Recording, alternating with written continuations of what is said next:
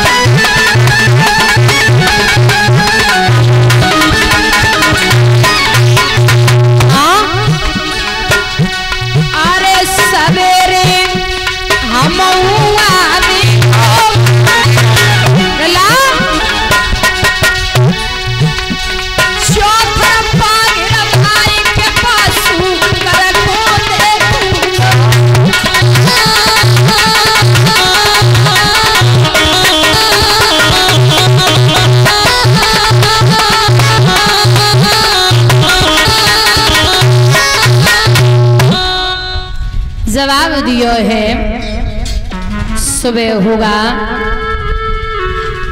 तब देखेंगे, अभी तुम लौट जाओ।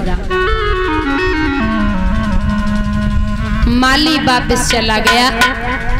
सुबह हुआ माताओं, राजा सिपाहियों को तैयार किया, बगीचा में पहुंचा। चारों तरफ से दादा बगीचा को घेर लियो। बोले सूकर कहीं से निकल ना पावे, अगर सूकर निकल गया तो मामला गड़बड़े है जावे, सब बगीचा को जाड़ दियो। राजा पहुंचा दादा, तक तक तीर महाराज चलावा और छलिया सूकर शरीर बचावा। माया रूपी सूकर है माताओं, शरीर को छिपा लेता। दादा एक झाड़ी में छिप करके जब विश्वामित्र अपने रूप में आए, विश्वामित्र अपने रूप में आए, हरिश्चंद्र बोले बाबा आपने सूकर देखा क्या? क्या करोगे सूकर का? बोले सूकर मिल गया ना तो मार दूंगा। क्यों? बोले देख रहे हो ना, पूरे बाग को उजाड़ दिया। मैंने वर्षों से मेहनत की, ये फुलवारियां लगाई, क्यारियां, बड़ी मेहनत से ये सब सजाया है पूरा बगीचा, और सब बर्बाद कर दिया 1 मिनट में। विश्वामित्र बोले राजा कौन है तू? बोले हरिश्चंद्र। बोले तू हरिश्चंद्र राजा है तो से हम कछु मांगवे आए थे, बड़ो हमने तेरो नाम सुनो, तेरो नाम जग में बड़ा विख्यात है कि तू सतवादी राजा, तू बगीचा में एक सूकर के पीछे पड़ो है। कैसो राजा है मैं समझ में ना आवे। सोई हरिश्चंद्र बोले बाबा तुम का मांगवे आए हो? बोले हम तो से कछु मांगवे आए, अब तो से का मांगे?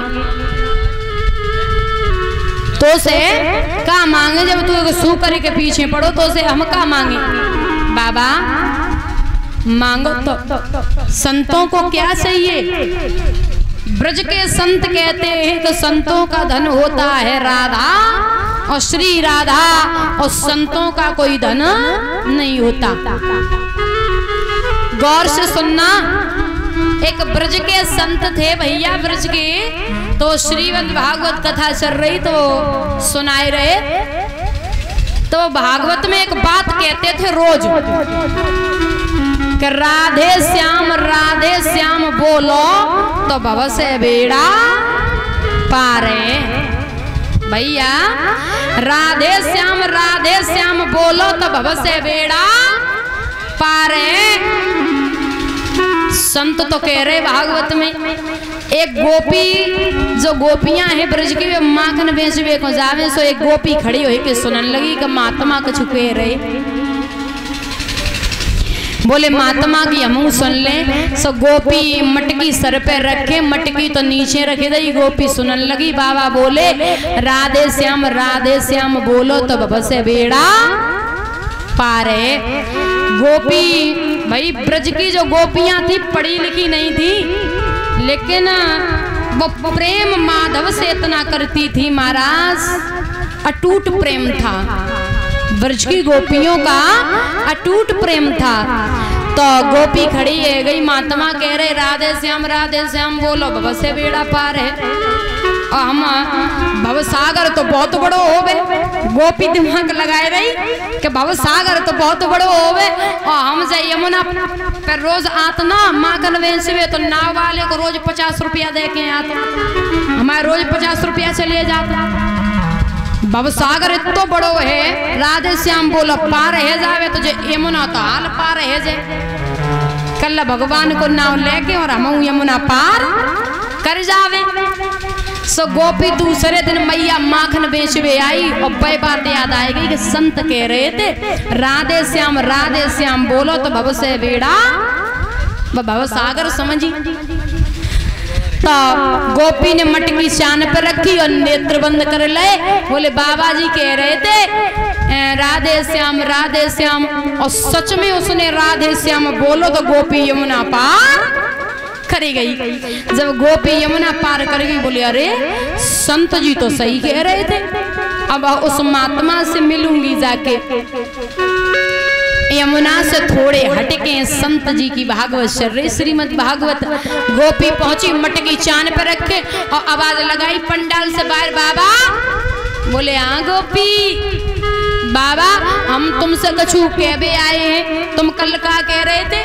बोले का कह रहे थे गोपी? बोले राधे श्याम बोलो तो भव से बेड़ा। संत जी बोले गोपी हम तो सही कह रहे थे बाबा, हम आज यमुना पार कर आए, रोज नाव वाले को हम 50 रुपया दे के आते, आज हम यमुना पार कर आए। संत जी बोले जब गोपी बनाए बावरी है गई, जब गोपी बिल्कुल बावरी है गई। क्या कह रही? बोले हाँ बाबा हम सही कह रहे हैं, भव सागर तो बहुत बड़ो होवे, यमुना बहुत छोटी है। हम ठाकुर को नाम लेकर के यमुना पार कर आए।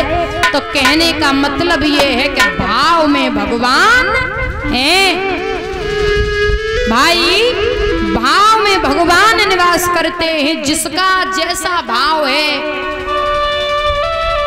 वैसे ही उसे परमात्मा मिलते हैं। जिसके हृदय में भाव होता है कि हाँ प्रेम का, देखिए गोपी के अंदर भाव था कि मैं यमुना पार कर जाऊंगा कृष्ण का नाम लेके, तो वो यमुना पार कर गई। बोलिए गोविंद भगवान की। तो भैया कहने का मतलब हमारा ये है कि सोच हमेशा अच्छी रखो।